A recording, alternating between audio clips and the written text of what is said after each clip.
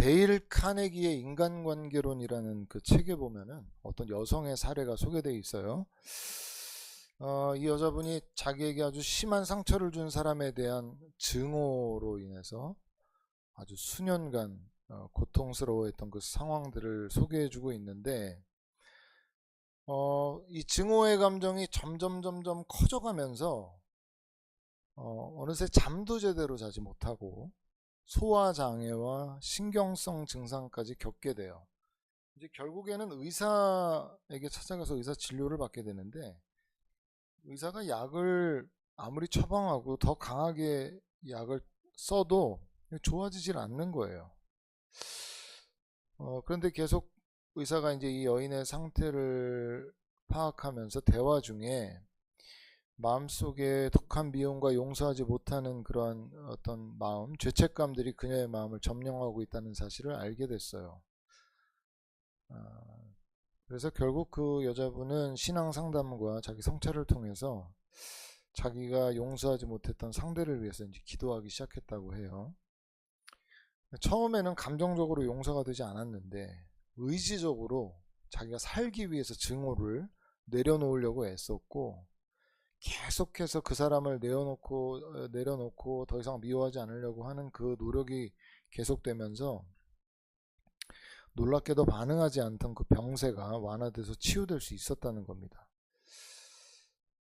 미움과 죄책감은 그녀를 감옥에 가두고 괴롭히고 있었지만 그 마음을 결국 내려놓음으로써 감옥에서 탈출할 수 있게 된 것이에요. 오늘 본문은 야곱의 장래, 직후의 일을 묘사해주고 있어요. 요셉의 형제들이 아버지 야곱이 죽었잖아요. 이제 자신들이 요셉에게 화를 당하지는 않을까, 얼굴이 창백해지고 손에 땀이 나는 상황입니다. 그러니까 이 형제들은 요셉이 자기에게 보복하지 않은 이유가 아버지의 부탁 때문이라고 믿고 있었던 거예요. 그러니까 이제 아버지가 죽으니까, 야곱이 죽으니까 이제 우리를 보호해주던 어떤 보호막도 없다 이렇게 생각하니까 얼마나 마음에 큰 두려움이 임했겠어요. 그래서 요셉에게 가서 이제 말을 전하는 거예요. 뭐라고 말하냐면, 당신의 아버지가 돌아가시기 전에 명령해서 네 형들이 너에게 악을 행했을지라도 그들의 허물과 죄를 용서하라, 이렇게 하지 않았습니까? 우리 죄를 용서해 주십시오, 이렇게 말하는 거예요. 여러분, 우리가 전에 나눴지만 요셉은 이미 형제들을 용서했어요. 기억하시죠? 막 울면서 자기가 내가 요셉입니다 라고 하면서 자기를 밝혔던 그 일이 이미 이 장면 17년 전에 있었던 일이에요. 그때 뭐라 그랬어요? 이미 하나님께서 우리 가족 모두를 살리기 위해서 나를 먼저 이집트로 하나님이 보내신 거다. 그러니까 형들이 나를 팔았다고 근심하지 말아라, 이렇게 얘기했었잖아요. 이미 17년 전에. 근데 왜 이렇게 된 거예요, 지금 상황이? 형제들은 요셉의 용서에도 불구하고 17년간 계속해서 죄책감에 시달리고 있었던 거예요. 그들 스스로 생각하기에도 자기들이 저지른 일이 너무 이 엄청난 일이라고 생각을 했기 때문에 자기들 스스로도 용납이 되는데 어떻게 요셉이 자기들을 용납했겠다라고 믿었겠어요. 그러니까 그랬을 리 없어 라는 마음속에 17년 동안을 극심한 죄책감의 고통 가운데 살아가고 있었다는 거예요. 제가 성도님들이 가끔 이런 얘기할 때 들을 때가 있어요. 뭐 죄 짓더라도 죄 짓고 회개하면 되지, 이런 얘기를 너무 쉽게 하시는 분들을 제가 볼 때가 있거든요. 물론 여러분, 어떤 죄든지 우리가 정말 그 죄에 대해서 가슴 아파하고 죄를 돌이켜 용서를 구함으로 우리가 이렇게 회개를 하면 하나님이 용서해 주세요. 근데 문제가 뭔지 아세요? 우리가 일으킨 죄의 그 일 자체는 없어지지 않는다는 거예요. 물을 엎질렀어요. 용서해 주세요. 용서를 받았다고 해보자고요. 물을 엎질러서 테이블보도 젖고 그 사람의 옷도 젖고 한 사실 자체가 없어지는 건 아니에요. 내가 누군가에게 상처되는 말을 했어요. 용서를 구했어요. 용서받을 수 있지만 우리가 누군가에게 돌을 던졌을 수도 있고 누군가에게 내 실수로 인해서 어려움을 줬을 수도 있어요. 마음 가운데 내가 저지른 일이 계속 그 사람에게 영향을 미치고 있는 걸로 인해서 마음에 죄책감이 찾아들 수 있다는 게 문제예요. 여러분, 사탄 마귀가 얼마나 집요하게 찾아와서 그 죄의 내용을 재생시켜서 비난 정지하는지 아십니까? 죄가 우리에게 여러 문제를 일으키지만 그 중에 심각한 폐해가 바로 죄책감의 문제예요. 책임감이 강한 사람일수록 더욱 사탄은 강하게 집요하게 붙잡고 늘어져요. 네가 그렇게 해서 지금 이 일이 벌어졌고 이걸로 인한 이 어려움들이 지금 발생된 거야. 계속 비난하고 정죄하고. 그래서 그 사람이 그 말에 동의하잖아요. 그럼 그 죄책감에 늪에서 빠져나오기가 어려운 거예요. 요셉도 사실 자기를 그렇게 죽기까지 몰아세운 형제들을 용서한다는 것이 불가능한 거의 일이었잖아요. 그렇지만 요셉은 하나님의 섭리를 깨달았어요. 이게 하나님께서 허락하신 일이구나. 하나님께서 결국은 우리 모두를 구원하시기 위해 행하신 일이구나 라는 걸 알았어요. 그러니까 요셉이 용서한 거는 자기가 뭐 인간적인 인정으로 형들을 용서한 게 아니고 하나님을 경험하고 나서 하나님의 섭리를 깨닫고 나서 형들의 이러한 실수와 잘못조차 하나님이 이용하셨다라는 걸 알고 용서할 수 있었던 거잖아요.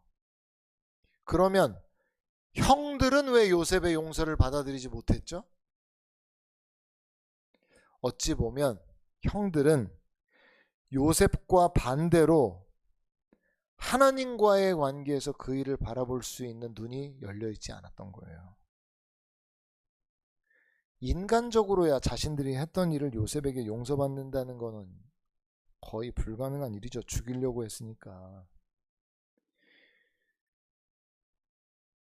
요셉이 하나님을 경험하고 섭리 안에서 그 일을 바라보고 용서한 것을 형제들도 알았다면 용서를 받아들일 수 있었겠지만 그들이 그 영적인 눈이 열려있지 않았어요. 여러분, 오늘 우리가 죄책감으로부터 자유를 누릴 수 있는 근거가 어디로부터 나옵니까? 여러분이 죄를 짓잖아요. 그럼 죄책감이 찾아들 때가 있거든요. 또 이 죄를 지었어. 이렇게 큰 죄를 지었어. 큰 잘못을 범했어. 죄책감이 막 밀려올 때 여러분은 어떻게 그 죄책감으로부터 자유를 얻을 수가 있어요?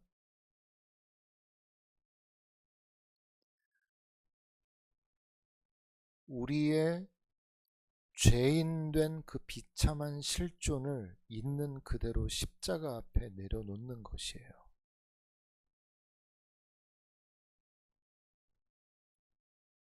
우리가 왜 죄책감에 더 심하게 시달리냐면 자기 스스로 이렇게 생각하는 거예요. 나는 의로와. 그리스도 없이도 의로와. 난 그리스도 없이도 정의로워. 난 그리스도 없이도 완전해 라는 인식을 갖고 있기 때문에 사탄 마귀가 그것을 노리고 정죄, 비난하는 거예요. 야, 너 의로운 자인데 네가 이럴 수가 있어? 네가 정의로운 자인데 이럴 수가 있어? 네가 다시는 안 그런다고 결단했던 사람이 이럴 수가 있어? 자꾸 그것을 공격하죠. 근데 그 사람이 난 죄인이 맞아. 그리고 이 끔찍한 일을 저지른 것도 사실이야. 그렇지만 그래서 나는 나의 죄를 대신해 예수님께서 십자가에 죽으실 수밖에 없었다는 사실을 내가 믿고 그 십자가를 의지해 라고 하면 사탄의 정죄가 힘을 잃어버리는 거예요. 십자가에서 다 모든 것의 죄에 대한 대가가 지불되었기 때문이에요. 여러분, 이 문제를 우리가 너무 가벼운 마음으로 막 이용하려고 해서는 안 되겠지만 죄책감이라는 문제에 있어서는 빨리 달려가야 돼요. 급하게 달려가야 돼요. 자기 자신을 죄책감으로 몰아넣는 거는 그가 그만큼 죄에 대해서 뼈아프게 생각하는 의로운 존재라는 그런 증거가 아니에요. 나는 죄를 저지르지 않을 만큼 의로워. 그래서 이런 일에 대한 형벌을 내가 스스로 지는 것이 합당해. 이게 상당히 교만한 태도라는 거죠. 늘 얘기하지만 베드로와 유다의 차이가 뭐예요? 둘 다 예수님 팔아먹었는데, 모른다 했는데, 유다는 스스로 자기를 정죄하잖아요. 근데 베드로는 인정해요. 울면서. 예수님의 말씀이 맞았어. 난 죄인이야. 그랬구나. 유다는 이게 뭐야? 스스로 비난하고 정죄하면서, 널 여태까지 3년 반 동안 그렇게 사랑한 예수님을, 너 인간 쓰레기구나. 너 죽어야 마땅하구나. 스스로 비난하다가 목매어 자살했죠. 둘의 차이를 잘 보세요. 여러분을 죄책감으로부터 해방할 수 있는 유일한 길은 십자가밖에 없어요. 여러분이 죄인이라는 사실을 인정하고 받아들이는 것밖에 없어요. 죄를 가벼이 여기라는 말이 아니에요. 우리가 죄와 싸워야죠. 투쟁해야죠. 그러나 완전하지 못하기 때문에 죄로 인해 넘어질 때가 있잖아요. 무너질 때가 있잖아요. 바로 십자가로 달려가야 돼요. 그 앞에 엎드려야 돼요. 그 인정해야 돼. 빨리. 인정하기 싫지만. 얼마나 우리가 죄를 지면 스스로 비난하고 정죄하고 싶어 합니까? 사탄이 얼마나 비난하고 정죄합니까? 빨리 십자가 밑으로 도망가셔야 돼요. 빨리 그리로 달려가서 인정해야 돼요. 내가 죄인이 맞습니다. 형제들의 그 말을 들은 요셉이 눈물을 흘려요. 막 울어요. 요셉이. 어떤 의미의 눈물이었을까요? 요셉이 왜 울었을까? 형제들이 막 와서 아버지가 그거 하지 말라고 그랬으니까 우리를 용서해 주십시오 이러면서 형제들이 몰려왔거든요. 그러니까 요셉이 그 얘기 듣고 울어요. 왜 울었을 것 같아요? 아, 내가 이제 아버지만 돌아가시면 복수하려고 그러는데 또 형들이 와갖고 복수를 못하게 이렇게 해서 억울하고 분노 때문에 우는 걸까요? 왜 우는 거예요? 아, 형들이 또 이러니까 과거에 당했던 일들이 생각나서 서러움에 눈물을 흘리는 걸까요? 왜 우는 거예요? 지금 요셉이 흘리고 있는 눈물은 어찌 보면 그가 이제까지 흘려왔던 눈물 중에 가장 뼈아픈 눈물이었을 거예요. 여러분, 요셉이라는 사람의 인생을 한번 생각해 보세요. 그의 인생 대부분을 그는 외로움과 처절하게 싸워왔던 사람이었어요. 아주 어린 시절의 기억 외에는 대부분 애굽이라는 타지에서 생활하면서, 생각해 보세요. 그 종으로 팔려갖고 그 전혀 자기 나라 사람도 아닌 외국 사람의 집에 가서 그 종노릇 하다가 총무 가정 총무하다가 또 감옥에 갇혀서 살다가, 예? 애굽의 꿈의 몽에서 총리가 됐지만 그거 다 외국인들 아니에요. 예? 그 하루하루를 생각해 보세요. 그 애굽 땅에서 그 자고 일어나고 나 홀로다 이 땅에. 예? 그런 사람이었거든요. 이제 아버지 돌아가셨죠. 자기 애굽에서 꾸린 가정 외에는 형제들 뿐이거든요. 여러 차례 요셉이 얘기했잖아요. 용서했다고. 용서했어. 하나님이 하신 일이야. 근데 형제들이 받아들이질 않아요. 진심으로 자기를 가족으로, 형제로 받아주지를 않는 거예요. 그러니까 얼마나 더 깊은 외로움이 요셉을 덮었겠어요. 형들에게 요셉은 내 동생 요셉이 아니에요. 애굽의 총리 요셉이에요. 그게 좋았겠어요? 자기 형들한테 무슨 얘기 듣고 싶었겠어요? 야, 우리 동생 요셉이, 야, 내 동생 요셉이 이렇게 성공했구나. 요셉 너 정말 우리 형제들 중에 너 같은 형제가 있어 너무 자랑스러워. 이런 동생이 아니에요. 그냥 애굽의 총리예요. 우린 너를 우리와 피를 나눈 동생으로 생각해보지 않았어. 우린 너가 두려워. 이렇게 말하고 있는 거죠. 그러니까 얼마나 이 현실 앞에서 요셉이 온몸에 힘이 빠졌겠어요. 정말 인간적으로 할 수 없는 용서를 했는데, 어떻게든 하나님의 뜻대로 한다고 순종했는데, 형들의 따뜻한 말, 위로, 아니요, 그에게 돌아온 건 넘을 수 없는 차갑고 거대한 벽이었어요. 그러니까 얼마나 절규하는 심정으로 하나님께 외쳤겠어요. 뭐라고 외쳤겠어요? 하나님, 제가 진짜 어떻게 하라는 겁니까? 그렇게 마음 다해 용서하고 형님들에게 다가갔는데 저는 형들의 동생이 아닙니다. 저는 그냥 애굽의 총리예요. 형들에게도. 제가 대단한 거 원했습니까? 저도 형들에게 가족이고 싶은 바람이, 그냥 그런 바람이 그렇게 큰 겁니까? 이제까지 외롭게 살아오면서 주변의 따뜻한 가정들을 보면서 나도 그런 요셉으로, 형들에게 그런 요셉으로 나 여겨주고 싶었던 것 뿐인데 내 인생은 뭡니까 하나님? 이 외로움과 서러움은 어떻게 해야 됩니까? 그래요, 내가 쓰임받아서 우리 가족들 구원받은 거 너무 귀한 일이죠. 난 여전히 외로운데요. 간곡한 말로 다시 위로해요. 두려워하지 마세요. 내가 하나님을 대신하겠어요? 내가 형님들의 자녀와 형님들 내가 돌볼 겁니다. 형들이 돌아가거든요. 얼마나 돌아가고 통곡을 했겠어요. 얼마나 통곡을 했겠어요. 여러분, 우리가 그리스도인으로 살아가면서 하기 힘든 용서나 자비를 베푸는데 상대방이 전혀 그걸 감사하게 여기거나 이전과는 다른 반응을 보이거나 하지 않을 수 있어요.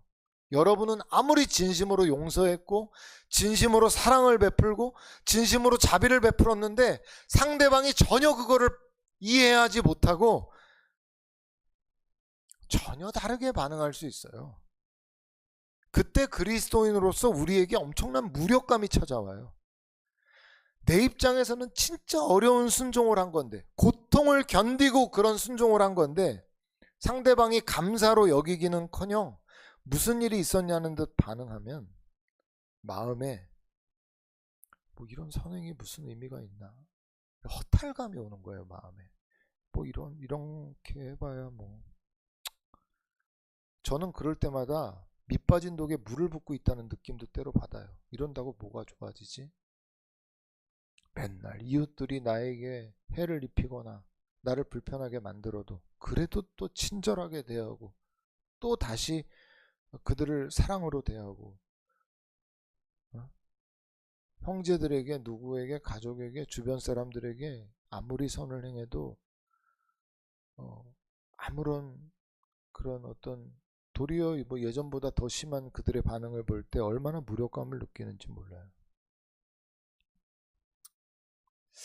근데 우리가 잊지 말아야 될 게 하나 있어요. 그게 뭐냐면 우리는 우리 입장에서 우리의 해야 할 일을 할 뿐이에요. 상대방의 변화나 그의 열매는 하나님께 맡겨버려야 돼요. 우리가 결국 나에게 죄 지었거나 마음에 고통을 준 상대의 뭐 사과나 변화를 결국 보지 못할 수도 있어요. 그렇지만 우리가 궁극적으로 바라는 위로는 하나님 앞에서 모두 받게 될 것이에요. 하나님은 하나도 잊지 않으실 것이에요.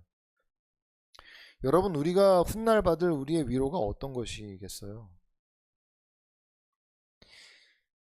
십자가 사랑을 우리가 알지 못했더라면, 예수님의 뒤를 따라가고자 하는 우리의 거룩한 삶에 대한 열정이 아니었다면 세상은 꿈도 꾸지 못할 그 좁고 험한 길을 주님을 생각하면서 간 길이기 때문에 주님이 우리에게 이렇게 말씀해 주시죠. 너는 나의 친구라. 마음을 나누는 나의 친구라. 우리에게 당장의 그 사람의 반응, 그 사람의 감사의 말, 그 사람의 어떤 네가 그렇게 해주는 거 알고 있어라는 말, 보상받지 못하더라도 하나님께서 이미 여러 다른 방향을 통해서 우리에게 주시는 보상과 상급이 부어지고 있다는 거 기억해야 돼요. 우리에게 중요한 건 어쩌면 그 사람 그 대상이 아닐 수 있어요. 오늘 내가 하나님 안에 있으면서 세상과 사람들을 어떻게 대하며 그리스도인답게 열매 맺고 살아가고 있는가가 진짜 중요한 거예요. 하나님이 진짜 중요한 건 우리라고요. 우리가 어떻게 하고 살아가고 있냐. 우린 자꾸 우리가 어떻게 한 사람이 우리에게 어떻게 하느냐가 중요하잖아요. 그게 아니라고요. 하나님은 내가 중요해. 내가 그렇게 할 수 있는 사람이 된 거에 대해서 중요하게 여기세요. 하나님 뭐라고 하시겠어요? 야, 진짜 제가 저렇게 안 하던 앤데, 제가 나를 몰랐을 때 진짜 저렇게는 안 하던 앤데 날 바라보면서 저 힘든 순종을 하네. 하나님이 얼마나 자랑스러워 하실지를.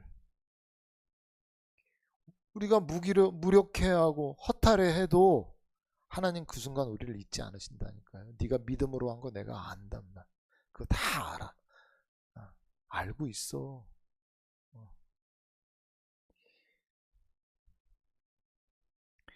우리가 지금 읽고 있는 본문 21절과 22절이 바로 이어지고 있기 때문에 우리는 얼마의 시간이 갔는지 모르지만 실제로는 21절 그 형들을 간곡한 말로 위로한 다음에 22절은 54년이 흐른 후입니다.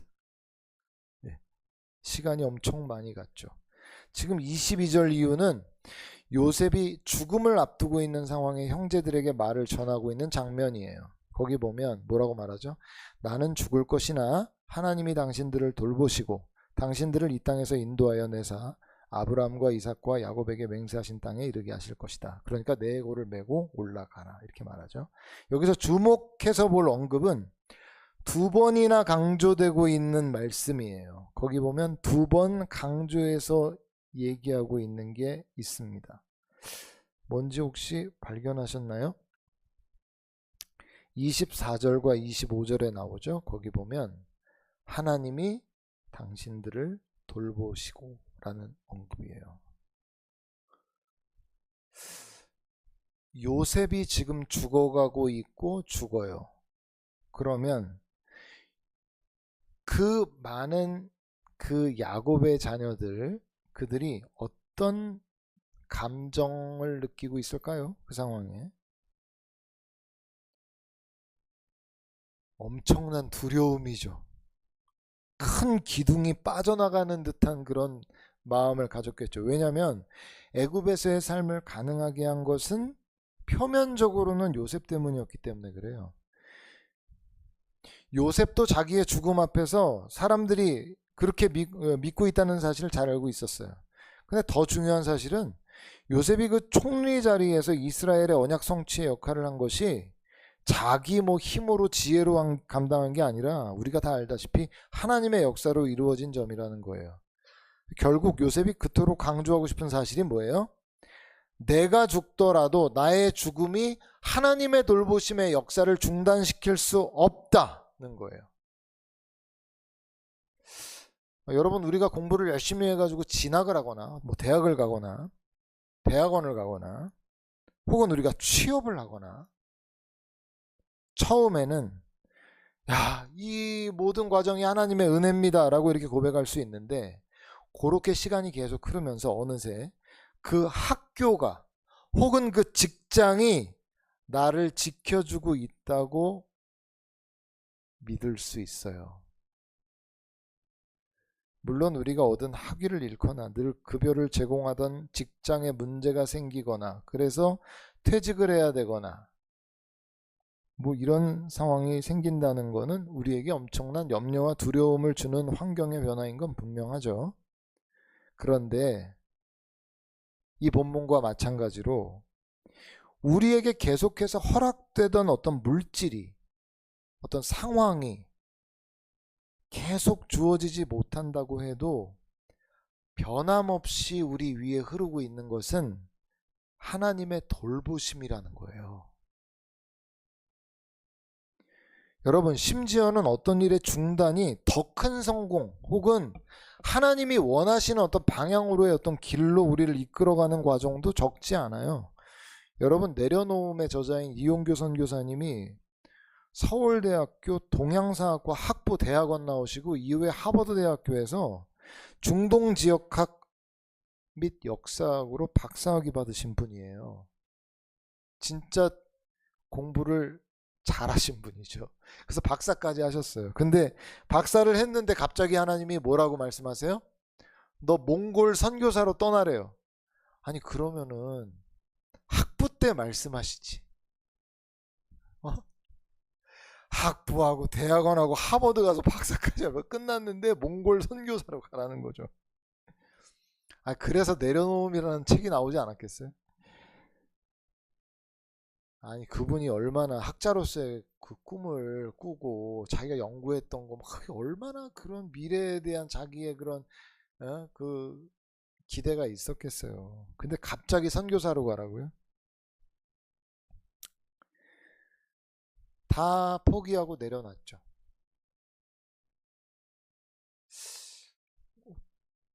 이게 뭘까 싶었겠지만 하나님의 돌보심이 중단된 게 아니에요. 이용규 선교사님이 얼마나 수많은 영혼들에게 하나님을 전하고 많은 그리스도인들에게 선한 영향력을 끼치는 사람으로 섰습니까? 물론 박사학위를 받고 이후에 교수가 돼서 교수의 삶을 살았을 수도 있죠. 근데 저는 그런 생각을 한번 해봤어요.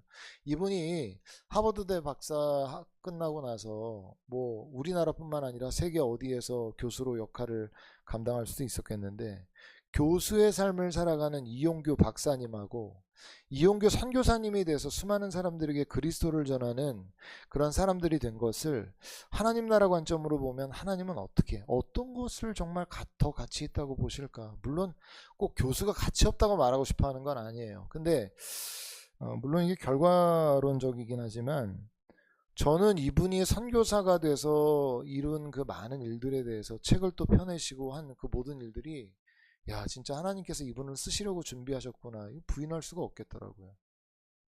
그분은 당장에 뭔가 실패라고 생각했을 수 있어요. 내 인생 경력 모든 것들은 단절되고, 이럴 수도 있잖아요. 하나님 2년만 하고 저 다시 교수할게요 뭐 이랬을 수도 있을 거 아니에요. 근데 하나님 앞에 인생 전체를 내어드려요. 실패가 아니라 이 말이에요.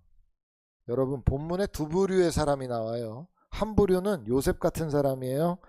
요셉은 분명히 믿고 있어요. 자기가 떠나도 하나님의 손길은 떠나지 않을 거라는 걸 분명히 알고 있어요. 왜냐하면 그의 인생 중에 그는 그냥 단순히 힘든 일을 겪은 것뿐만 아니라 그 일 가운데 역사하시는 하나님의 돌보심을 경험을 했거든요.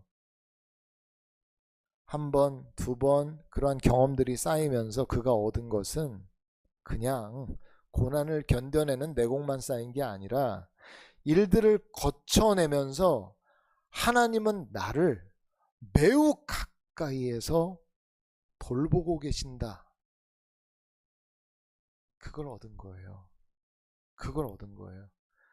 아니, 제가 때로 고난이 축복이다 이런 설교를 들을 때 맞는 얘기긴 한데 막 그렇게 전적으로 동의하고 싶지 않다, 막 이런 마음이 저도 그럴 때가 있어요. 고난이 없는데 잘하면 안 돼요? 나는 고난이 없는데 잘했으면 좋겠다 이런 생각 저도 하거든요. 근데 여러분, 사람이 고난이 오지 않으면 기도 안 해요. 인생이 내 맘대로 잘 풀려고 하는데 왜 기도해요? 기도에 힘이 없어지게 돼 있어요. 죄인이 그래요.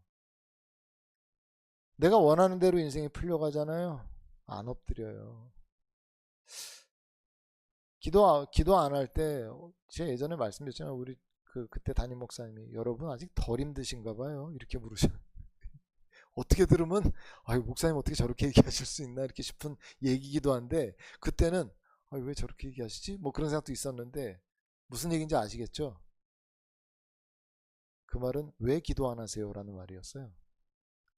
야, 참. 요셉이 겪은 고난이 헛되지 않아요. 왜냐하면 요셉은 그 시간을 통해서 하나님을 얻었으니까. 하나님의 돌보심이라는 걸 얻었으니까. 어떤 일이 와도 이후에는 크게 요동하지 않았던 거예요. 근데 또 다른 부류가 있어요. 요셉의 말로 하나님을 전해 듣는 사람들, 요셉의 형제들 같은 사람들이에요. 그들도 하나님에 대한 지식이 있어요. 그러나 그 지식은 듣고 배운 지식이지 경험하여 아는 지식이 아니에요. 형제들의 지식은. 그러니 산 지식을 갖고 있지 못한 이들의 입장에서는 요셉이 죽고 떠나면 얼마나 이후의 상황이 암담하고 두렵겠어요. 하나님의 돌보심이라는 게 그들에게는 느껴지지 않고 보이지도 않아요. 하나님이 날 돌보신다고? 이끄신다고? 아니, 두려워요. 우리가 왜 그렇게 두려워하냐면 그 하나님의 돌보심이라는 게 저 멀리에 나와는 무관한 것 같이 느껴지기 때문에 그래요. 하나님이 가까이 느껴지면 가까이 느껴질수록 상황이 변해도 내가 그렇게 크게 요동하지 않을 수 있거든요. 여러분, 근데 잘 생각해 보세요. 여러분 어느 편에 서 있어요?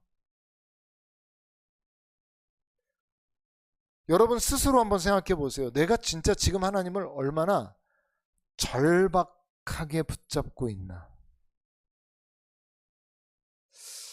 저도 목회하면서 제 최고의 소원은 우리 성도들에게 아무런 문제도 없는 거예요. 하는 일이 다 잘 되는 거예요. 목사 욕심이에요, 이게. 여러분이 어디 아무것도 아프지 않고 100년 넘게 장수하면서 편안하게 삶을 살았으면 좋겠어요. 저는 우리 성도들이 다. 그 제 소원이에요.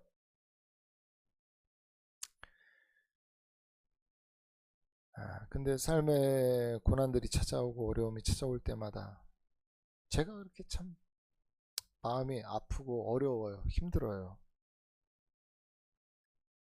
그러면서 저 스스로도 그런 생각이 들어요. 왜 우리는 어렵고 힘들지 않으면 하나님 앞에 엎드리고 싶어 하지 않아 할까?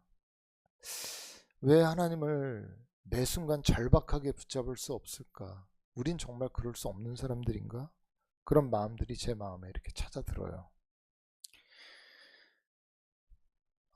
오늘도 우리 모두에게 필요한 건 다른 게 아니에요. 하나님을 경험하여 아는 지식이 필요해요. 성경을 공부해서 아는 지식이 아니라 그 가운데 기록된 대로 오늘 나에게 역사하여 주시는 주님을 경험하여 아는 알미 필요한 거예요. 그 알미 우리의 오늘을, 미래를 담대히 살아갈 힘을 주시거든요. 어떠한 상황에라도 흔들리지 않을 수 있는 견고함을 주시거든요. 그 알미 말이에요. 여러분, 똑같이 우리에게 24시간 주어집니다. 일주일 주어져요. 여러분의 지난 한 주를 한번 잘 생각해 보시겠어요? 여러분이 얼마나 하나님을 절박하게 붙잡고 있었는지.